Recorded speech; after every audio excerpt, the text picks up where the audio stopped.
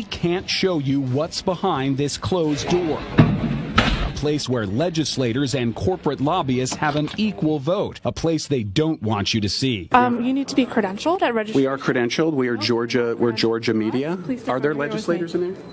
Are there legislators in there? We are Georgia credentialed media. Here? Please step over here. What? There's Georgia legislators here.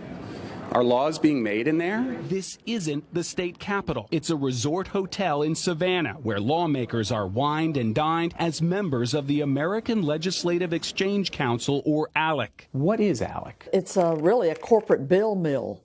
I mean, they're cranking out legislation, putting it in the hands of legislators who go back and file it. Georgia Senator Nan Orrick would know. She was once an ALEC member. What happens in these back rooms? And there are votes taken that have the corporate folks at the same table voting with the legislators on what bills to pick. And that at its core just screams out inappropriate. You're telling me that in these rooms, a corporation has an equal vote with a legislator on a piece of legislation? They absolutely vote, and the truth be told, they write the bills. ALEC bills come complete with blanks where legislators need only fill in their state name, like the Asbestos Claims Priorities Act. This Georgia law that now prevents many asbestos victims from suing corporations matches the ALEC bill clause after clause, often word for word. The final vote was taken here at the Georgia Capitol, but the bill was first approved here,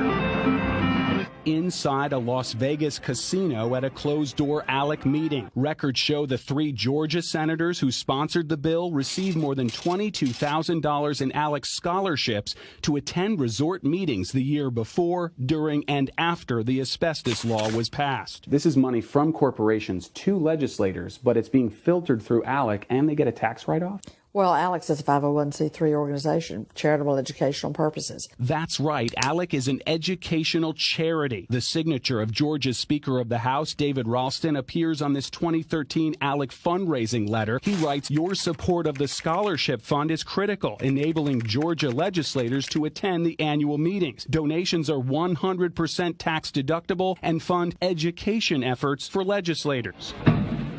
Who's doing the educating? Inside that closed-door committee room in Savannah we couldn't show you, we saw the lobbyist for the cell phone industry seated across from Georgia State Rep Ben Harbin right before we were pulled out. Here we're credentialed to observe legislators here in Georgia wherever they meet to discuss laws. He's calling for backup. ALEC staffers had 4 off-duty sheriff's deputies standing by while we talked with the group's director of communications. Can we do an interview with you? Actually, no. Why not? If you'd please turn the camera on. No, we can't turn the camera off. That's one thing we don't do. Okay, well then I'd like to have you escorted out of the building, please. Okay, I'm a guest of this hotel. I'm actually staying here at this hotel. You are staying at this hotel? So here's the question is, if Georgia legislators are meeting here, we're credentialed right here to see Georgia legislators making laws. Are they discussing things that could become law here? Georgia legislators are here participating in discussions where they're learning from legislators from others. So why can't the people who elected them see the process? This is a private meeting. A private meeting paid for by whom? By our members and donors. Our lobbyists, correct? No. Are you here for this conference too? Are you related? We met 2 lobbyists and a state representative from New England in the hotel bar the night before and recorded our conversation. You have to pay your own way for this Well, on a trip like this, and that's where you would come in, man. On a trip like this, I'm the state chair of ALEC. Yeah. And I look for financial supporters, Right. lobbyists, like, to send us like a couple $1,000 every so often. That gives me money to help those folks with it. Now, on the other hand, we pay more to be here, so it helps support them. and you do. I see. So the lobbyist fees to come to the event actually help subsidize the legislator coming here. Our lobbyists, correct? No. They're not lobbyists? The ones that we recorded in the bar last night aren't lobbyists who are here members? He signals to the sheriff's deputies. All right, I'm a guest of the hotel, sir? Not for long. Not for long. I'm here, a paying guest of this hotel, sir. We'll take care of that. Escort you up to your room and get your things. Did we violate some law or something?